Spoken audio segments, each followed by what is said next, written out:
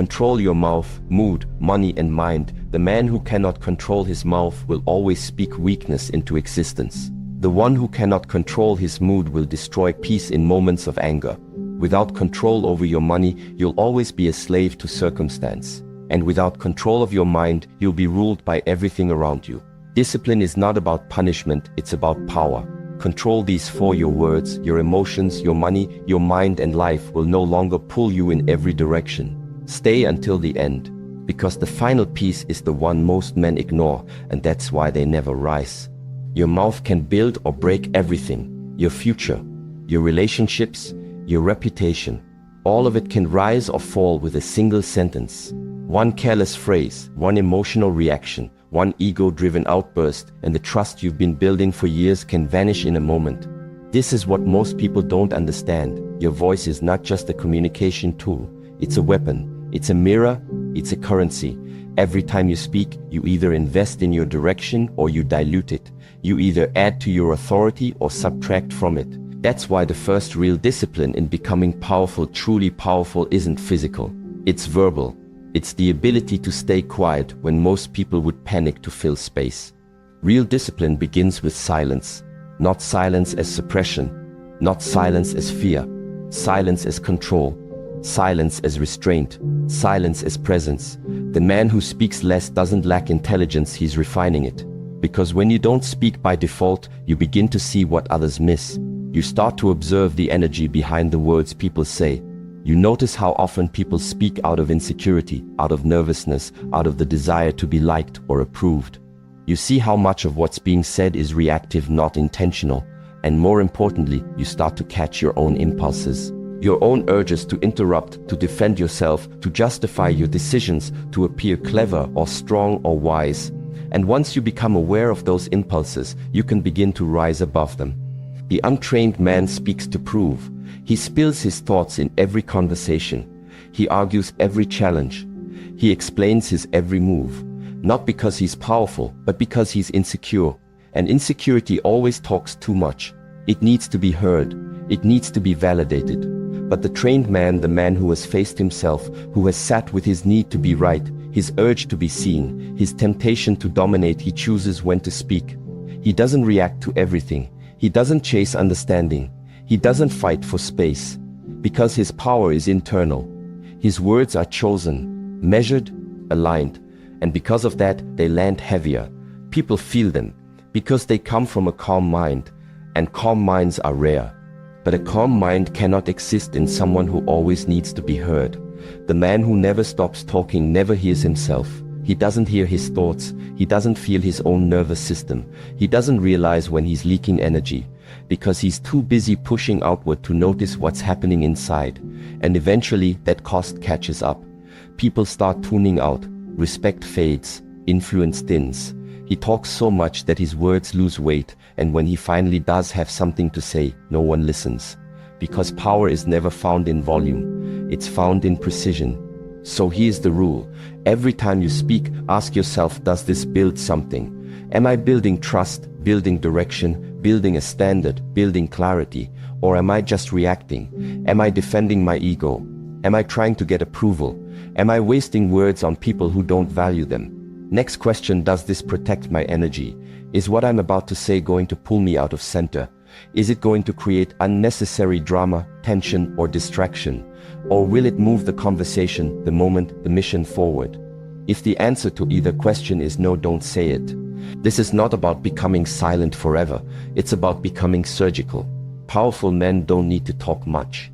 They speak when necessary, when purposeful, when impactful. Their words come from rooted energy, not scattered emotion. And because of that, their words carry force. They cut through noise. They settle tension. They don't entertain confusion, they resolve it. That's what your voice is meant for. Not just to be heard, but to lead, to align, to instruct, to bless, to defend, to end what needs to be ended, and to begin what needs to be born.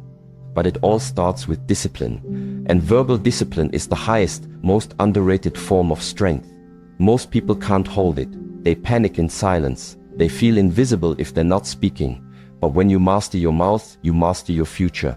You speak less, and everything you say starts to build something. You waste less breath, and your energy gets sharper. Your thoughts get cleaner. Your impact expands. Because people start to realize when this man speaks, he means it. And that kind of presence, that kind of restraint, it builds a reputation that no amount of talking could ever create. So control your mouth, or your mouth will control your future. Your mood is not your master, but most people live as if it is. They wake up and let their feelings set the direction for the entire day. If they feel tired, they move slow. If they feel sad, they isolate. If they feel irritated, they lash out. Their emotions aren't observed, they're obeyed. And in that blind obedience, they lose something critical, authority over their own life. Because when your feelings dictate your actions, your discipline dies. And when discipline dies, so does direction. You are not your feelings. You have feelings. That distinction matters. Because the moment you believe that your emotion is your truth, you lose the ability to separate reaction from response. Anger isn't the problem. Sadness isn't the problem. Doubt, frustration, fear, none of them are the problem. The problem is identity. When you fuse with the emotion, when you make it who you are instead of what you're experiencing, you start moving in ways that serve the emotion, not your future. That's why most people lash out when angry. They shut down when discouraged. They retreat when anxious, not because they're broken, but because they've never trained to do otherwise. Every emotion becomes a cue to react, but mastery begins the moment you stop reacting and start observing. You feel the emotion. You pause. You breathe. You watch it move through your body like a wave, like wind, like a storm that does not belong to you. It simply moves through you. You don't feed it. You don't follow it. You don't attach to it. You let it pass. And you move with discipline, not emotion. This is why the strongest people you meet are often the calmest. Not because they don't feel, but because they've trained, they've felt everything and still moved forward. They've learned to stop worshipping moods like gods and start treating them like signals. Temporary, movable, survivable. They know you don't train for the days you feel good. You train for the days you don't. You train so your habits carry you when your feelings can't. You train so your breath is deeper than your frustration, so your focus is stronger than your sadness, so your vision is clearer than your fear. Because without training, you collapse into whatever mood shows up. And if your moods rule your actions, you live a life ruled by emotion, not by intention. And intention is where real progress lives. That's what separates the grounded from the unstable. It's not that grounded men don't feel. It's that they choose how to feel. They notice their state. They observe the pattern. They name it, but they don't let it drive the car. Emotion sits in the passenger seat. Discipline drives. Every time. This is how your mission survives. This is how your goals remain intact. Not because your moods don't shift, but because your standards don't. When you feel unmotivated, you still train. When you feel discouraged, you still show up. When you feel unseen, you still build. That's how you move from emotion to execution.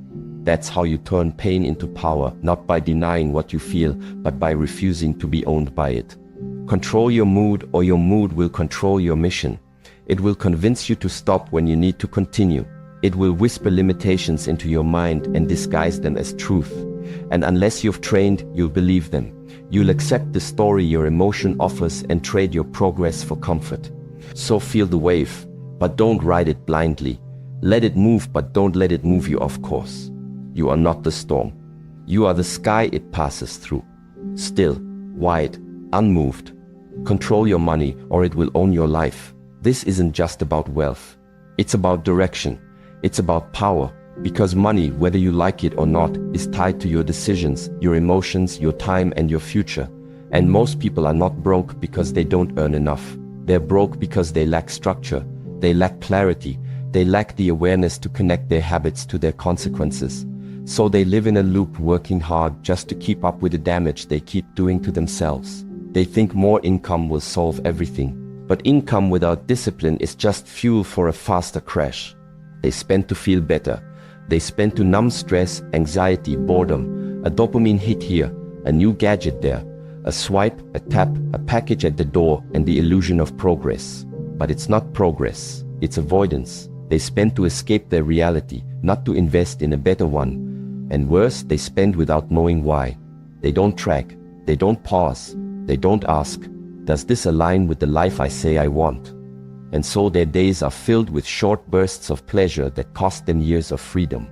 Not just financially, but mentally, emotionally, spiritually, because you cannot build peace if you are always in financial survival mode. Money, like energy, must be directed. Every dollar is a decision. Every purchase is a statement of values. When you spend unconsciously, you live unconsciously. You give your future away, one transaction at a time. Every impulse buy is a moment of undisciplined emotion. Every untracked expense is a crack in your foundation. And yes, it adds up, not just in your bank account, but in your life trajectory. Because a man who cannot master his money cannot master his time, and a man who cannot master his time will never master his mission. If you can't delay pleasure, you'll never earn peace. That's the law.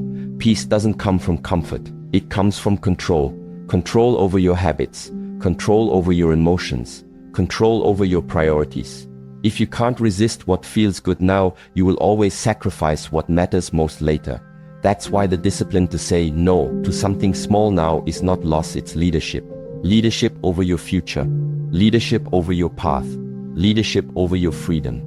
Start with awareness, not obsession. Start tracking every dollar, not to become rigid, but to become awake. You cannot change what you won't confront. You cannot grow what you do not measure. When you track your money, you begin to see your patterns. You begin to see how often you buy because you're tired or stressed or bored, not because it makes sense. And once you see those patterns, you can start to shift them. Slowly, intentionally. You begin to allocate money toward growth instead of decay. You begin to buy tools, not toys. Investments, not distractions. Systems, not escapes. Because money doesn't change people, it reveals them. It reveals your emotional maturity.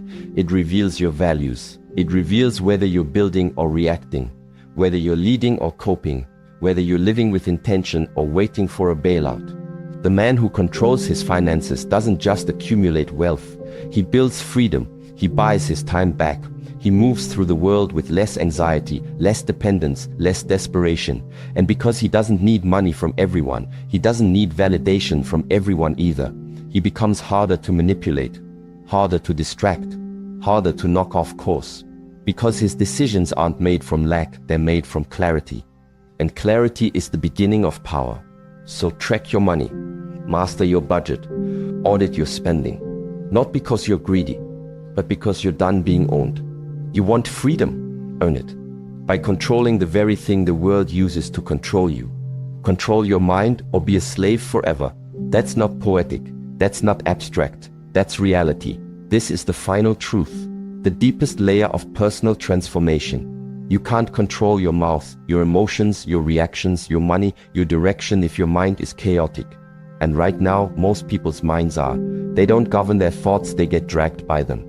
Their heads are loud from the moment they wake up, spinning, overthinking, regretting the past, imagining problems in the future, trying to calculate who likes them, who doesn't. Wondering what to say next, what to buy, what to post, what to avoid. It's non-stop. And because they never stop to observe what's actually happening, they begin to believe that this mental noise is them, that these thoughts are who they are. But they're not. They're habits. They're untrained patterns. And if you don't train those patterns, you become them. Most people live in permanent mental reaction. Their minds jump from regret to fantasy, from fear to ego, from distraction to desire.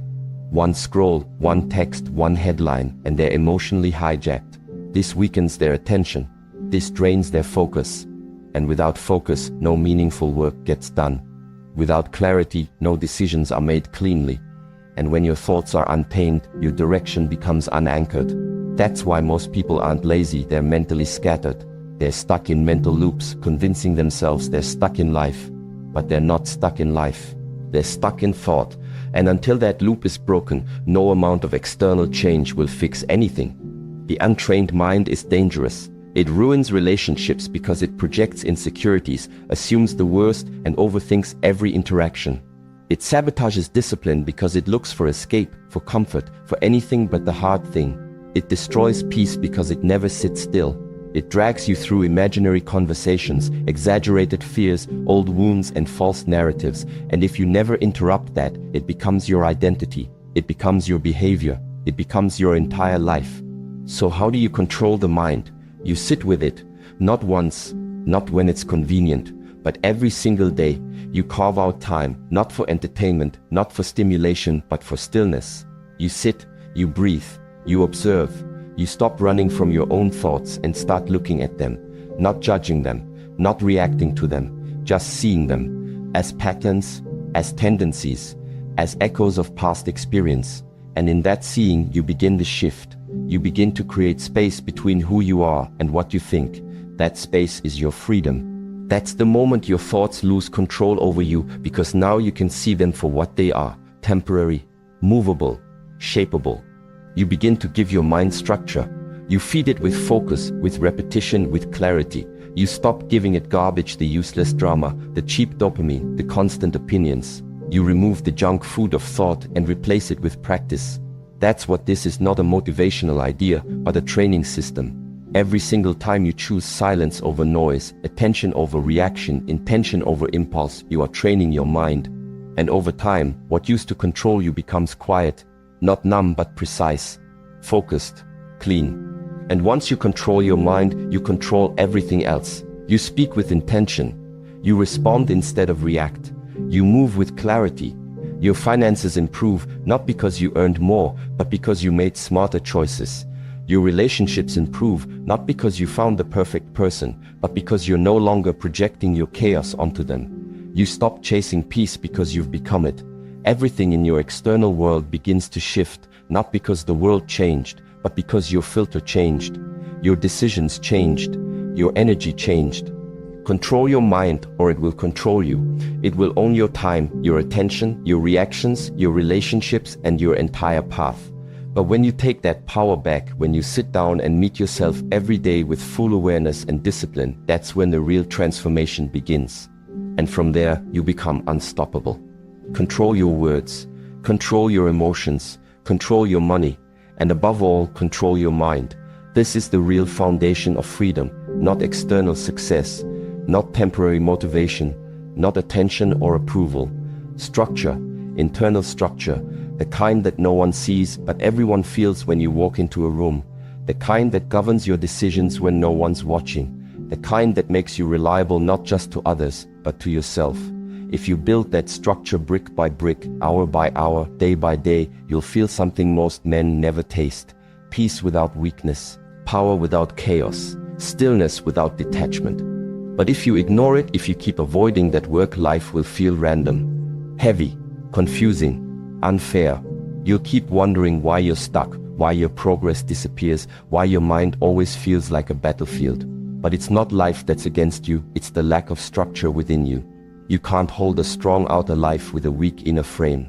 Without control of your speech, you'll ruin relationships. Without control of your emotions, you'll collapse in pressure. Without control of your money, you'll trade your freedom for pleasure. And without control of your mind, you'll never be able to hear your own direction through the noise of the world. Start now, not next month, not when it feels easier. Now, build the ritual. 1 hour a day, every day. This is where real change begins, not in massive, loud effort, but in sacred repetition. In a small block of time you give to yourself. Time with no distractions, just silence, focus, reflection. No phone, no noise, just breathe, just structure. You move your body, you sit with your thoughts, you write what matters, you face what you've been avoiding, you ask yourself better questions, and you do it again tomorrow, and again the next day. Not because you feel like it, but because the man you want to become requires it. Train like your life depends on it, because it does. Everything you want, peace, purpose, power, presence, is on the other side of this structure. And if you're reading this right now, it's not new information. It's a reminder of what you already know. Deep down, you've always known you needed to take this hour seriously, that you couldn't keep living on autopilot, that you couldn't keep giving your time, attention, and energy to everyone else while leaving yourself with scraps. This is your call to return to discipline, not as punishment, but as alignment. Not to restrict your life, but to build one that can finally expand. If this message stirred something in you, subscribe. Stay connected to the frequency that reminds you who you really are. Not the version they want you to be, but the one you're building hour by hour. And if you're serious about taking this discipline into your daily routine, check the link below. This isn't motivation. This is structure, the only thing that lasts. And remember this: the man who controls his inner world, his words, his thoughts, his energy, his money, doesn't need to control anyone else, because he already controls his destiny.